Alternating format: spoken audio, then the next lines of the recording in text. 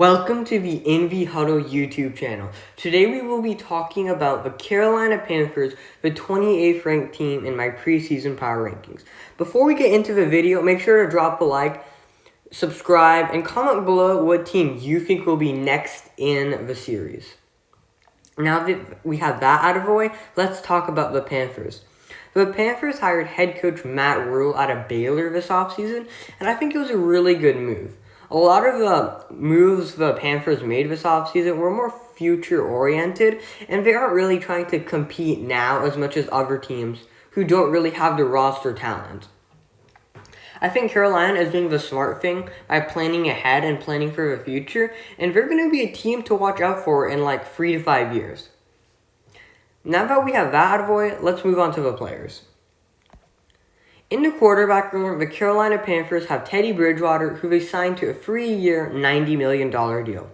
Bridgewater is a solid starter, low-risk quarterback, and I think it was a good signing. And Bridgewater, he does like to throw it short, but the Panthers have a lot of run after the catch targets. And Bridgewater can be more of a playmaker, point guard-esque player that just gives the ball, dumps it off short, lets his wide receivers make a play. I have him ranking 24th as I don't really see Bridgewater becoming this great superstar for them. He's not like some crazy high-end starter that can lead you to a Super Bowl, but he can do solid for you. And behind him, they have Will Grier. He was a third-round pick. He's more of a game manager type. He didn't even get on the field that much, and when he did, he didn't do that great. Then we have P.J. Walker, who was the best player in the XFL. He was a really good athlete, nice arm. Accuracy was questionable, but he can be a good quarterback if he has to step in, and he is someone to watch out for. Now let's move on to the running back position. Leading the way is Christian McCaffrey, and he is the best running back in the league, and that's why I have the Panthers ranking as the number 1 group for running backs. They don't have much behind him, as they have Mike Davis, who's more of a veteran presence. They have Jordan Scarlett. He's a decent power back, not too explosive. Then you have Reggie Bonifant, who's more depth, and he might not even make the roster. But I did skip McCaffrey. I didn't talk about him as much, but let's go back to McCaffrey. He's a great receiving back, great running back. He did get an extension this year, and we historically know that paying running backs has not worked out. So let's see if it ends up being any different here in Carolina. But I do think he will have a huge load of this offense. Now let's move on to the wide receivers. I have a wide receiver / tight end room for Carolina, ranking 17th. And it's a solid room. They have DJ Moore, who's developed very nicely in Carolina. Great run after the catch target. And he can have a big year this year. He's also a really good route runner, has great hands, and he can be your number 1 wide receiver. They signed Robbie Anderson to a 2-year, $20 million deal, and he's more of a deep threat. I don't think he'll get as many targets just because Teddy Bridgewater doesn't throw it as deep as many other quarterbacks. Then you have Curtis Samuel, as the third wide receiver in the room. I think he's a decent route runner. Big play threat. I think he fits really well with Teddy Bridgewater, and that can help form a good connection. Then behind him, they have more depth players. They have Seth Roberts and Kirkwood. Those are more depth players, not that consistent. Then you have Farrah Cooper, who played with the Cardinals last year, and he was a good returner. And he was part of a reason that Andy Isabella did not get on the field. So he might be able to do something in Carolina.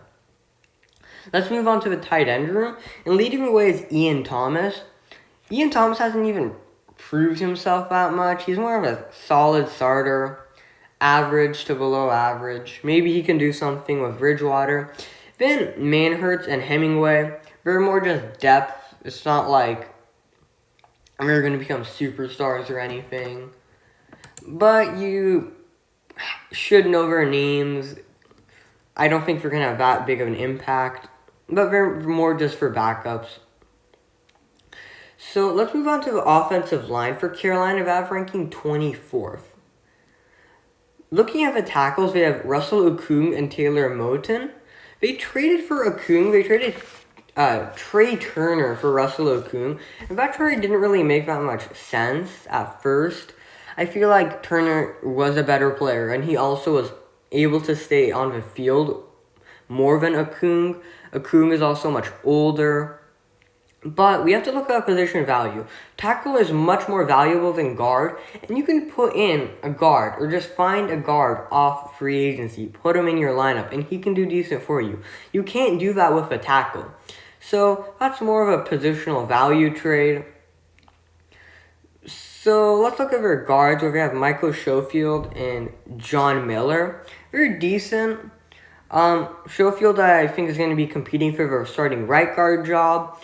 Miller for starting left guard. And then they have Greg Little, who they drafted last year. And they have Dennis Daly, who I think is also going to be competing for a guard spot. They have Matt Paradise, who's a really good center. He's the leader of that offensive line. Then they have Tyler Larson, who's depth. They don't have much behind Okung and Moton at the tackle spot. So if one of them gets hurt, it's not going to be good for them. That about wraps it up for the offense, and let's move on to the defense now. This is the best part of the Carolina Panthers defense, and it is their inside defensive line group. Leading the way is Derek Brown and K'Wan Shore. K'Wan Shore is a little older, but he is still really good, and he's a player to watch out for. They drafted Derek Brown with, I believe, the 7th pick in the draft. He was taken over Isaiah Simmons, and many questioned that pick, but I believe Derek Brown was a really good selection. He'll be able to solidify that run defense, and it's going to be a big strength of this team. Behind him, they have Bravion Roy, who was a 6th-round pick this year. I think he was a solid selection. I think he can prove he was worthy of that pick, and even be better value than just a 6th-round pick. Then they have Zach Kerr, who's good depth. Let's look at their pass rush. They have Brian Burns leading the way. I think he's a really good player. He can become a top 10 pass rusher. He is more of a finesse rusher, though. He's explosive, but he doesn't have the power that other finesse rushers do have. So that might hold him back a little. Then they have Euterios Matos, who they drafted this year. He's a physical player, and he can be part of a rotation week 1. I think he was a 2nd-round pick. They also have Steven Weatherly. He's more of a run-defending end. He's a veteran presence. And they have Efe Abada, who's an explosive player. He's more of a veteran here in Carolina. So let's look at their linebackers, which I have ranking 23rd as well. Leading the way is Shaq Thompson, who got a really big deal that he will have to prove that he was worthy of. They paid him more off of potential than what he has proven. And he's a really good cover linebacker. But they still are going to feel the loss of Luke Kuechly. He was the leader of the team, leader of the defense, and really what was putting this team together. They brought in Tyler Whitehead as he's more of a physical run-defending type, but he's really bad against coverage. So you don't want him doing what Shaq Thompson does and vice versa. Then they have Andre Smith, who he was a 7th-round pick last year. He's nice depth. He's a good player. Then they have Jermaine Carter. He's a solid cover linebacker. But this linebacking room is very thin. They don't have that much depth at the linebacker position, and this can be seen, as this has to be one of the smaller linebacker groups that we've looked at so far. Let's look at your secondary, which I think is the biggest hole on the team, biggest weakness. And that starts with the cornerback position. I've been ranking 26th. Leading the way is Dante Jackson. He's a great athlete, but he's inconsistent at times. I do think Eli Apple was a good signing for them. He can be your number 2, number 3 corner. They drafted Troy Pride, who's a nice slot cornerback, 4th-round pick. It's good they didn't put that much money in that position, as you can find backup slot corners. Like, you can take them with lower round picks, pay them cheap. So that was a good move there. And then have Stanley Thomas Oliver, who's more of an outside cornerback. That was a solid pick for them.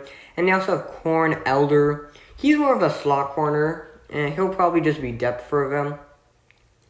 I have their safety room ranking as the 32nd group, and it's not good. They have Boston, who's a good free safety, quality free safety. They got him for very cheap, but I do believe he did get paid. He's been doing good for them, but the rest of the room is just not good. They have Justin Burris, who played well last year for Cleveland. Jeremy Chin, who they took in the second round. He's a good athlete, but we've seen faster players like him. More of those linebacker safety hybrids. Not all of those players have turned out, but maybe Chin can be different. Then you have Kenny Robinson, who was a 5th round pick, and he has a lot of upside. He's a high upside player that people do need to watch out for, and he could become the starter in a few years. Now that we've talked about the roster and the players, let's move on to the schedule. I have the Carolina Panthers going 4-12 this year, and it is in large part due to their difficult schedule. So let's look at it. They host the Raiders week 1. I think they can win that in Carolina. I gave them the win there. Then they play the Bucks and Chargers on the road. I gave them 2 straight losses. They host Arizona. I just think Arizona's a much better team. And Kyler Murray's gonna just expose that secondary. I gave them a loss there. I gave them a loss to the Falcons, division rival. The Bears come to town. I gave them a loss. The Saints, I think, are a very tough team to play on the road. I don't see them winning that one. I do think they can beat the Falcons at home. And then they play the Chiefs on the road. That's a loss for me. They play the Bucks at home. I give them a loss there. They play the Lions at home. I do give them a win there. They could win the Bucks game, but they'd have to do a lot. I see them losing on the road against Minnesota. They host the Broncos, who I think can actually be a sleeper team, but I just don't see them winning that one. Then I have them losing to the Packers and Redskins 2 games straight on the road. I feel like that Redskins game is just a coin toss. I gave it to the Redskins. Then I have them beating the Saints in Week 16, which can prove to be an important game. But I just think the Panthers going to have something to prove, going to want to win that last game, whoever the starting quarterback is. Maybe P.J. Walker, maybe Teddy Bridgewater, maybe Will Grier. So I don't see Carolina doing good this year, but this is a team people need to watch out for. And with a 4-12 record, they would be in good position to draft their future quarterback. And they could go after Trevor Lawrence, Trey Lance, or Justin Fields. So let me know if you agree with my predictions for Carolina and the roster review portion. Comment below what you agree with, comment below what you disagree with, and have a great day.